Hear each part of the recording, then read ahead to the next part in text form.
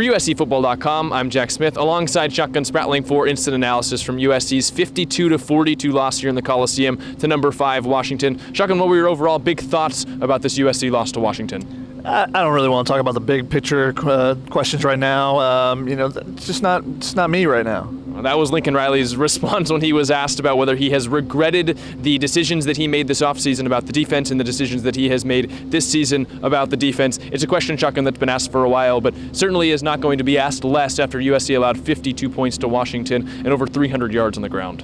101 points the last 2 weeks. And you could say, hey, they're facing a great offense and Michael Penix, 2 really good receivers, Roma Dunze, Jalen Polk. Jalen Polk and Dunze had 130 yards and 1 touchdown. I think coming into this game, if you said that and, held Penix under 300 yards, whoa, USC got a really good chance in this game. But they let Dillon Johnson, the running back, who has had 1 career 100-yard game, I believe, run for 199 yards. That was not his total. That was how many yards he ran before contact. He didn't even get touched for 199 yards. And he finished with 256, I think it was, 265, too many. 4 touchdowns for him on the ground. And it's just, the defense is terrible right now. They can slow one thing down a little bit, and they can't stop anything else. And that's what we saw tonight. The fact that, if you gave up 52 points in a shootout to Washington, you'd feel like, that's a tough game. Maybe it happens. But when you see it week after week after week after week, when you give up 49 points to a not good Cal team last week, you can't say that, well, we just played a really good offensive team in Washington. So there has to be changes made. I tried to ask Lincoln Riley as well, what changes can they make at this point? Because he didn't want to talk about those big picture questions. So he said, we just got to, look at the people, look at the personnel, look at the calls. Same thing they've been saying over and over and over. You're not going to get anything new right now. Unless they make a wholesale change, nothing is going to change with this defense, in my opinion, the rest of the season. They're going to go to Oregon next week. They're going to get a ton of points up there as well. It'll probably be a shootout. And if Caleb Williams plays perfect, USC has a great chance of going up there and having an upset. It's a great opportunity, as Lincoln Riley keeps saying, a cool opportunity. But Caleb Williams has to play perfect. And Caleb Williams was really good tonight, but he had a fumble. 1 fumble. But it was right before halftime. Washington recovers, they score, and it basically changed the complete momentum of the game because Washington had been chasing USC the entire first half, and suddenly Washington scores back-to-back touchdowns in 30 seconds or so, and you thought the game was going to be fully over when Washington gets the ball back after halftime. You thought it was going to be 21 straight points, but USC creates a turnover. The problem is they needed 4 turnovers in this game. They got a turnover. Eric Gentry once again involved, and he tips the ball. Christian Rolla-Wallace intercepts it. They blocked a punt. Great special teams play. But then the special teams gives it back on a different play later. So it's the continuous up and down with special teams. It's the continuous defense not doing enough, making a couple plays, but just not enough.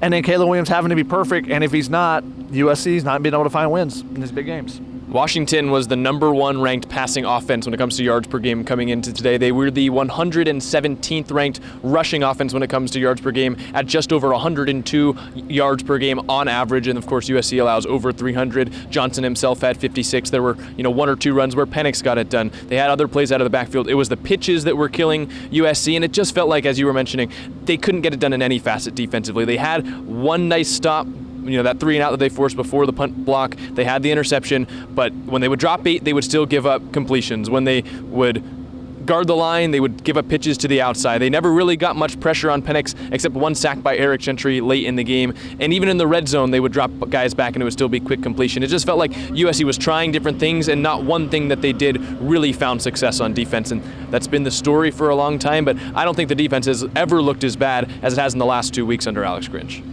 I mean, they just don't have enough playmakers making big-time plays. They made some last week with the turnovers and stuff that they created, but they needed someone, when you rush 3 and drop 8, can someone in that 3 get to the quarterback and affect him? And that wasn't the case. They had a great opportunity, and I think the difference between looking at an unbeaten Washington team, who's not a great team, they're a really good team, really good. I'll give them that credit. But they're beatable, like a lot of teams in college football are. There's very few that are great teams. Washington's in that, that 5 to 10 mix.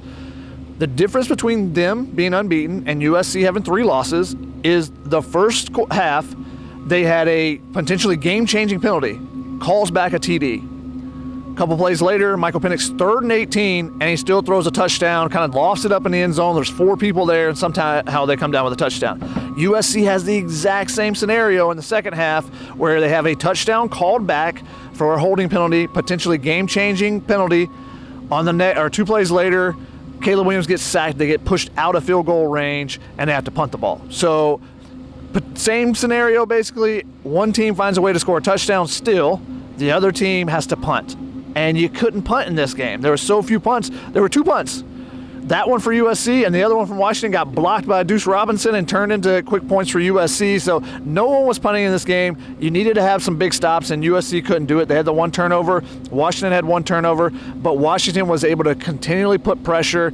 And when it's a shootout like that, when you fall behind by 10 points, you're like, oh crap, we're never going to catch up because we're not going to be able to get those stops. And that was the case tonight. Felt very reminiscent to me to 2011, 2012, Oregon coming in here and putting up, 60-something points against USC, where it was a tight game to the third quarter. Fans are all in it.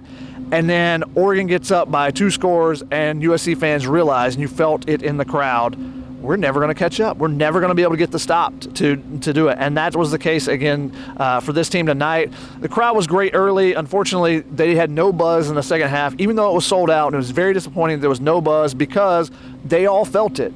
Our defense can't do enough as a USC fan. It can't do enough for us to get those stops. So when they had the interception, it was going crazy, but then just kept piling on. And it started with Dillon Johnson on the run game for Washington. Give credit to Michael Penix. He took what was there, and he did a great job. When they dropped coverage, he would find the underneath guy and get 5 yards of completion. And when you get 5 yards on 1st and 10, makes everything that much easier. And then they get in a 3rd down. There were some 3rd and shorts. There were some 3rd and long, 3rd and 18. It didn't matter. They went 7 to 10, I think it was, and they were 1-1 on 4th down. So out of 10 times that USC got to 3rd down, they got 2 stops. It's not enough.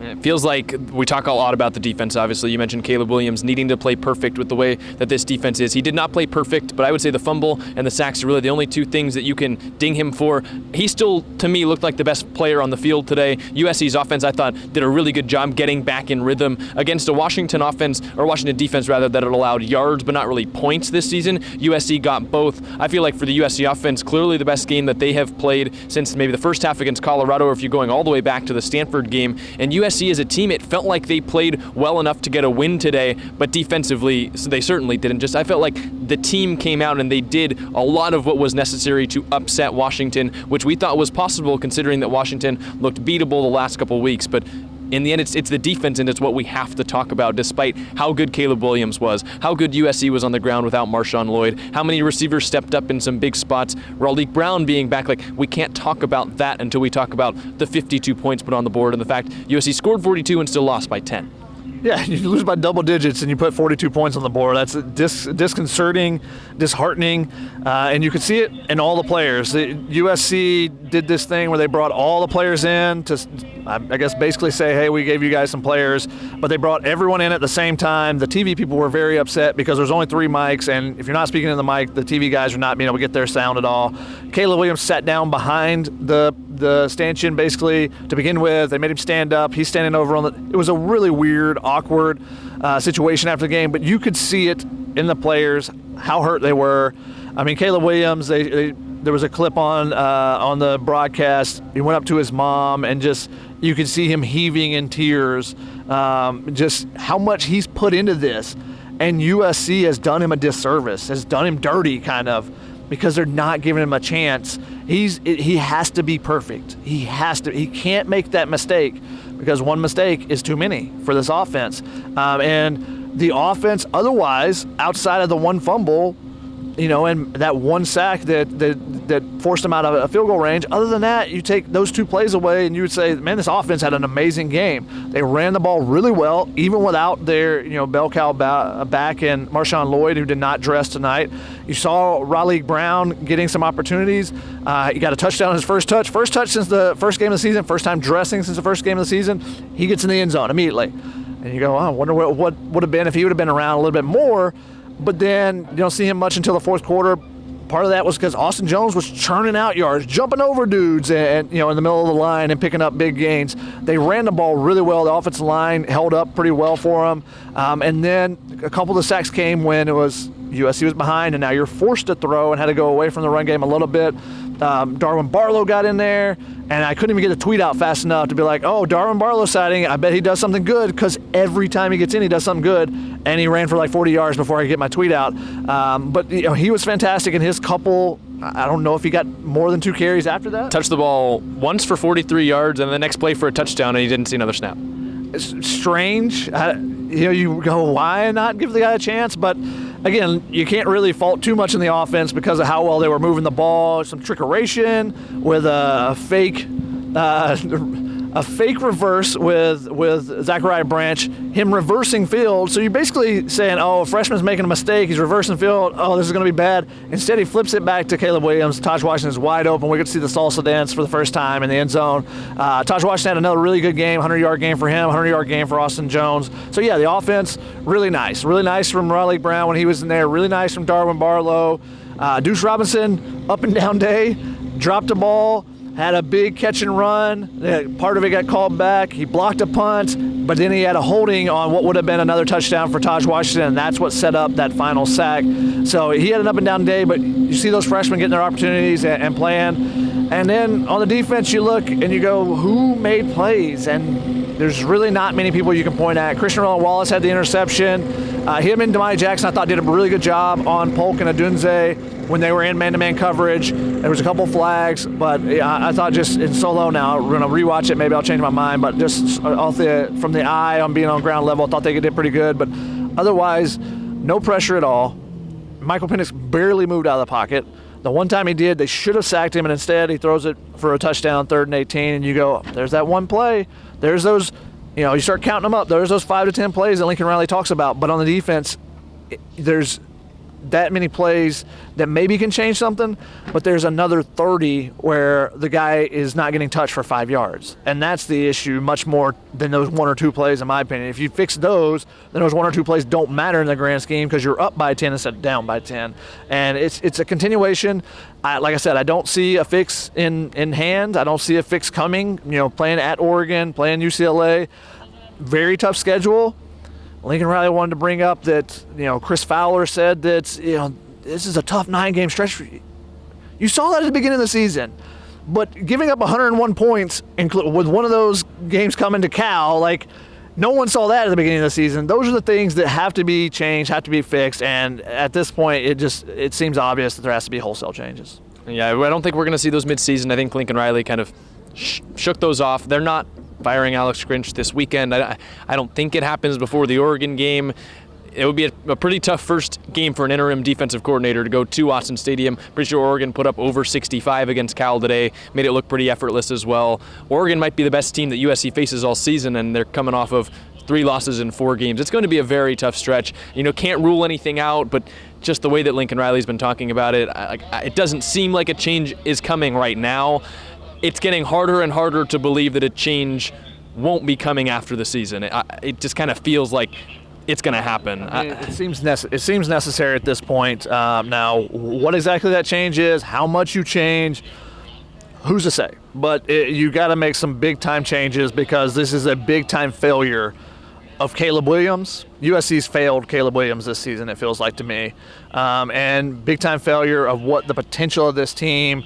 You got a lot more talent came in this year, felt confident in the talent, but the scheme there have been big-time issues. Go on Twitter, look at all the former players, especially former defensive players, and see what they say about what's happening with the USC defense. The former USC players, talking with some of them on the sideline, and they're just going, what is going on? What are they even trying to run right now? And that, to me, to my untrained eye, that to me tells me that there are some big-time issues that need to be changed with big-time changes. I don't know if it's 100% true. I haven't been able to fact-check it myself. Matt Leinart tweeted out that USC is on pace to have the worst scoring defense per game in USC history. I think you kind of have to leave it at that. So the worst was Todd Orlando in, 2021, I believe it was. That was the worst, and USC wasn't very far behind it last year. They came up a little bit. But yeah, it's bad, and you're going to Autzen, like you said, and it's a 7:30 game. That place is going to be bananas. I'm looking forward to the atmosphere, but and honestly, we could go up there, and USC could play their A game on offense and play decent on defense, and it would be a great game. And like tonight was a great game until the last 10 minutes after Washington ran off. Scored to go up 10 and ran off about 6 minutes off the clock. And you look at the scoreboard and it's 2:20 left, and you're like, "There's no chance. It's over." It felt that way to the USC fans long before that, because once you fell behind, USC fans, you could hear it when they were yelling at different people and whatnot. They just knew, like, we can't catch up because we can't get enough stops, and that was the case. And that's, again, Caleb has to be perfect, and if he's not, then USC can't win games against quality opponents, and that's what we saw again tonight. It's been one of the craziest seasons in USC history so far. It's just so many points put up by the offense, so many points allowed on defense. It doesn't feel like USC at certain points over these last 3 years, 2021, 2022, 2023 on defense. They've tried to make some changes. Obviously, they have gone without changes like this offseason. It'll be really interesting to see where they go from here. But you figured no chance of the Pac-12 championship. Trojans would have been in first place if they held on to win today. You're not going to a New Year's Six Bowl now, likely with 3 losses, and with a potential 4th coming next week at Autzen. USC's season was done after the loss to Utah, but it really feels like it's been, if they were in the grave after the Utah game, the dirt is over them now after the loss today to Washington, despite them playing what I would say is probably their best overall game since before the bye week against Stanford. I would agree with you, but I'm not here to talk about the big picture questions there. Well, that's all we've got for you guys today. We'll have a lot more tomorrow night on Tunnel Vision once we can wrap our head around all the points put up today. Didn't quite get to 100. They were one shy last week with the 50-49 win. This one's 52-42, so only 94 points put up on the scoreboard. But it was back and forth. Only 94 points. This is the same sport as Northwestern Iowa. It was 10-7. That was 0-0 at half. Ryan wanted to make sure that we threw in this stat that coming into this game, the most points Washington had ever scored in one single game versus USC was 34. Put up 35 in the first half, 28 alone in the second quarter. So we'll leave you with that. USC has a defense problem so far this season. As Shotgun has mentioned, they have failed Caleb Williams, who was, again, back to his best form, just wasn't enough for USC to pull off the win. But as we mentioned, we'll have more thoughts tomorrow night on Tunnel Vision. It'll be myself, Shotgun, and Ryan. We'll have a lot of stuff up on the website, uscfootball.com, articles, everything like that, and the interview with Lincoln Riley and the 7 players and 3 microphones here on YouTube on Inside Troy. Thank you guys so much for watching. Make sure you're hitting the like button, the subscribe button, and leaving a comment. We'll see you guys next time.